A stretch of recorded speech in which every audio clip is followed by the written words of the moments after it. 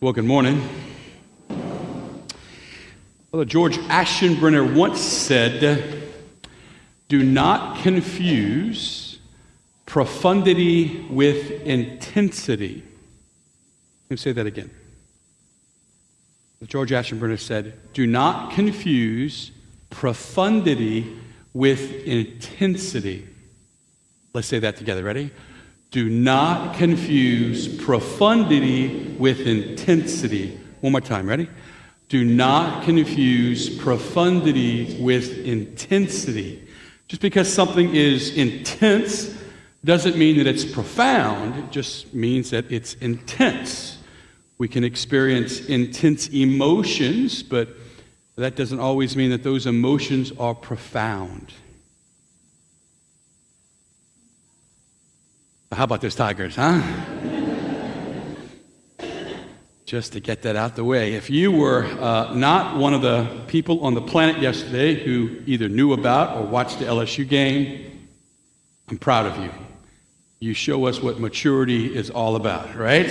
But for the rest of humanity who was swept away from 2:30 till midnight yesterday with the LSU game, then all I can say is go Tigers, right? I watched the game with my brother. I got a phone call and was able to take advantage of some sacred and cherished time with my oldest brother, PJ. PJ lives in the great metropolis of Cocodrie, and so I made my way down to Cocodrie yesterday to hang out with PJ. We watched the game together, and I have to say that I had no idea I was that mad at Nick Saban until like the whole game unfolded, right?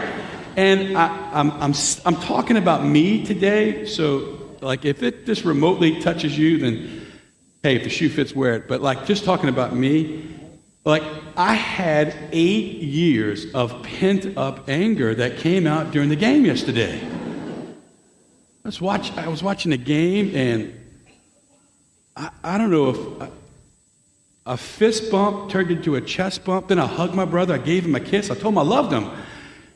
Over a third down conversion. I mean, it was just kind of awkward, you know? And I was like, wow. And just as the game was wearing on, I was surprised at how affected I was by the game. So, of course, the game was over, and just decided to stay down there, and we ate dinner together, had a blast, and just talked about the fact that we've grown up with LSU football, and it's a beautiful day. My brother's a United States Marine Corps veteran, and at the end of the day, as we were landing the plane, my brother says, "Let's watch a movie together." I was like, how about we start a movie together, right? Because you're going to fall asleep and I'm going to fall asleep, and that's just the way it is. And so we put on a movie. It was a military movie.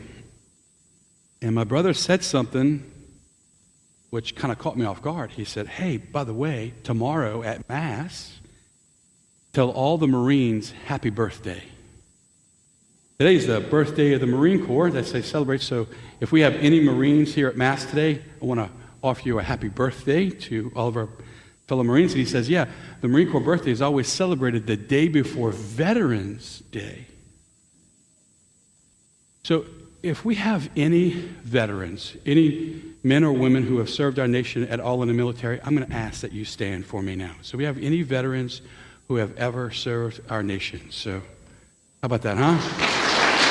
Amen.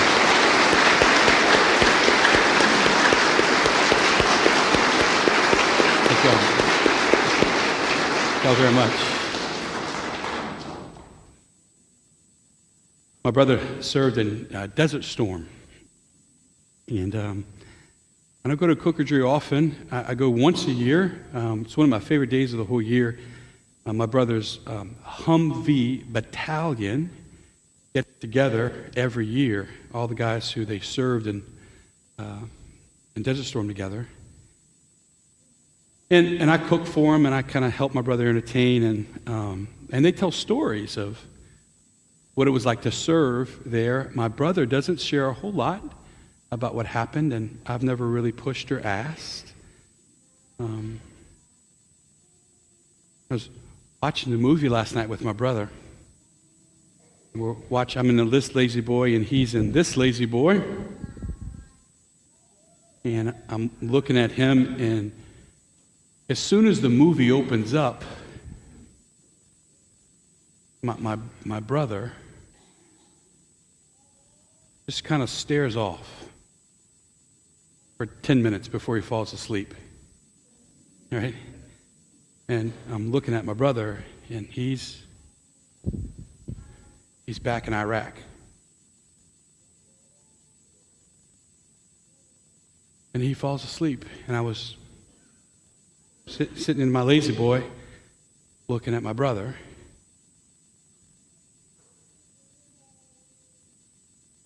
I was thinking back on the day.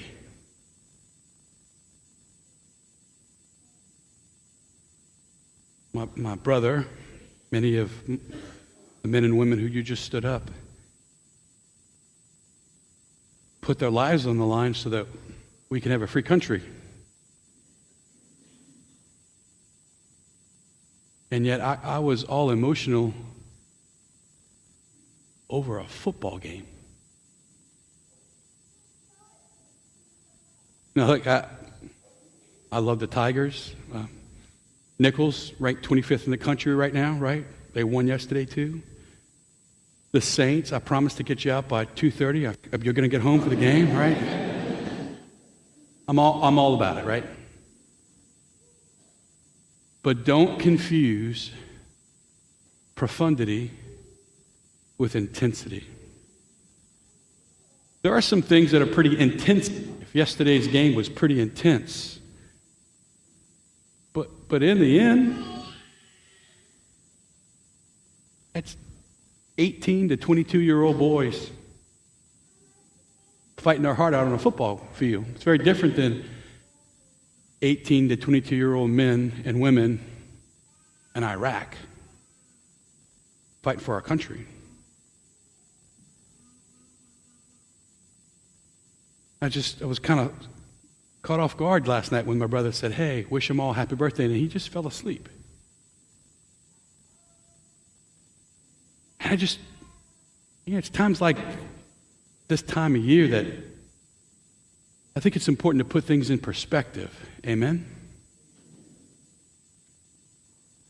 Last night, after the game was over, I must have got 750 texts last night, right?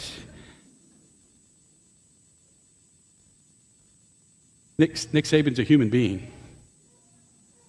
Good coach. Alabama's just another school, right? But I don't know about you. I felt it last night, like after the game, there was this mounting, rising of emotion, right? And I found myself kind of getting swept up into all of the post-game frivolity. It's real easy to get swept up in something and to kind of lose our perspective. And so the reason I just offer that as something for us to think about today is because we are about to, like, what's knocking on the door right now is Thanksgiving, if you hear the knock, right? And then right after that is the Christmas season. And if we're not careful, we can get swept up into all of that. And you know what? On December 26th, in the end, it's just a bunch of wrapping paper, empty boxes, and a bunch of stuff. Amen? So every once in a while, life presents you with a little check moment. Today's gospel is talking about the resurrection. And here's the thing, we're not going to live on earth forever. And at this time of year, the church is kind of putting things in perspective, right? All Saints Day, story about the resurrection, Christ the King's coming up in a couple weeks. The church tries to take this year and she says, hey, let's just put everything in perspective. And so here's one thing, just one thing I'm going to ask all of us to do. Ready? One thing. If you're married, all the couples who are here, even if your spouse is not here, if you're married, I'm going to ask that you have a conversation with your spouse before the holidays start about how grounded are you as a family. It's a whole lot easier for us to get lost in the next 6 weeks of life with all the stuff, and we can lose sight of people. So here's your homework. Just one thing we can do is, if you're married, have a conversation as a couple about, okay, let's put things in perspective this holiday season. Now that conversation might be awkward because maybe you as a spouse, as couples, haven't talked about that. So just, I don't know, just say, hey, this is going to be awkward, but Father Mark said we have to do it, so let's have the conversation, right? And if you're not married, right, for wherever life has you, maybe just look at your heart as you find yourself in November. Are things in perspective? Are you looking at the right things at this stage of life? And I think if we do that, if we just stop and say, okay, yesterday was fun, but whether the Saints lose today or win today, really, should it have that big of an influence on our life? If LSU wins for the next 8 years against Alabama, or whether they lose the next 8 years, should that ever affect me that much anymore? I mean, come on. Today offers us an opportunity to ask ourselves about our perspective in life. And if we ask the question now, before the holidays start, then maybe, just maybe, we can keep our eyes on Him and our hearts on Him. And with our eyes on Him and our families on Him, He can keep our lives in perspective. Amen?